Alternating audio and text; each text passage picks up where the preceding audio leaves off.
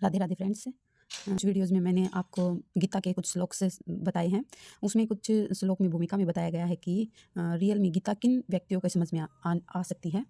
जो व्यक्ति जिज्ञासु हो कि वो उनके जीवन में चलने वाले कष्ट क्या हैं, वे इस विषय में स्थिति में क्या क्यों डाल दिए गए, वो इस विषय स्थिति में क्यों डाल दिए गए हैं। जब तक मनुष्य को अपने कष्टों के विषय में जिज्ञासा नहीं होती, तब तक उसे यह अनुभूति नहीं होती कि वह कष्ट भोगना नहीं अपितु सारे कष्टों का हल ढूंढना चाहते हैं। तब तक उसे सिद्ध मानव नहीं समझना चाहिए। मानवता तभी शुरू होती है जब मन में इस प्रकार की जिज्ञासा उदित होती है।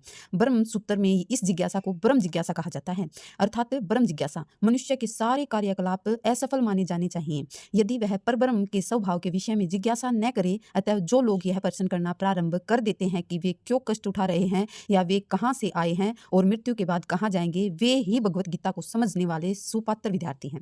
निष्ठावान विद्यार्थियों में भगवान के प्रति आदर भाव में होना चाहिए। अर्जुन ऐसा ही विद्यार्थी था। जब मनुष्य जीवन के वास्तविक प्रयोजन को भूल जाता है तो भगवान कृष्ण विशेष रूप से उसी उद्देश्य की पुनः स्थापना के लिए अवतार लेते हैं। तब भी असंख्य जागृत हुए लोगों में से कोई एक होता है जो वास्तव में अपनी स्थिति का जान पाता है, और यह भगवत गीता उसी के लिए कही गई है। वस्तुतः हम सभी अविद्या रूपी बागनी द्वारा निगल लिए गए हैं, लेकिन भगवान जीवों पर विशेषता मनुष्यों पर कृपालु हैं। इसी उद्देश्य से उन्होंने अपने मित्र अर्जुन को अपना विषय बनाकर भगवत गीता का प्रवचन किया। भगवान श्री कृष्ण का पार्षद होने के कारण अर्जुन समस्त अज्ञान से मुक्त था, लेकिन कुरुक्षेत्र के युद्ध स्थल में उसे अज्ञान में डाल दिया गया ताकि वह भगवान कृष्ण से जीवन की समस्याओं के विषय में प्रश्न करे, जिससे भगवान उनकी व्याख्या भावी पीढ़ियों के मनुष्यों के लाभ के लिए कर दे और जीवन की योजना का निर्धारण कर दे। तब मनुष्य अनुसार कार्य कर पाएगा और मानव जीवन के उद्देश्य को पूर्ण कर सकेगा। भगवत गीता की विषय वस्तु में 5 मूल सत्यों का ज्ञान निहित है। सर्वप्रथम ईश्वर के विज्ञान की और फिर जीवों के स्वरूप स्थिति की विवेचना की गई है। ईश्वर का अर्थ नियंत्रता है,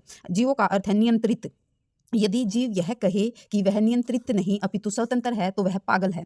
जीव सभी प्रकार से कम वृत्त जीवन में तो नियंत्रित है। अतएव भगवत गीता की विषय वस्तु ईश्वर सर्वोच्च नियंत्रता तथा जीव नियंत्रित जीवात्माओं से संबंधित है। इसमें प्रकृति, भौतिक प्रकृति, काल, समस्त ब्रह्मांड की काल विधि या प्रकृति का प्राकट्य तथा क्रम कार्यकलाप की भी व्याख्या की है। यह दृश्य जगत विभिन्न कार्यकलापों से ओतप्रोत है। सारे जीव भिन्न भिन्न कार्यों में लगे हुए हैं। भगवत गीता में हमें अवश्य सीखना चाहिए कि ईश्वर क्या है, जीव क्या है, प्रकृति क्या है, दृश्य जगत क्या है, यह काल द्वारा किस प्रकार नियंत्रित किया जाता है और जीवों के कार्यकलाप क्या है। जय श्री कृष्ण। राधे राधे राधे राधे राधे राधे।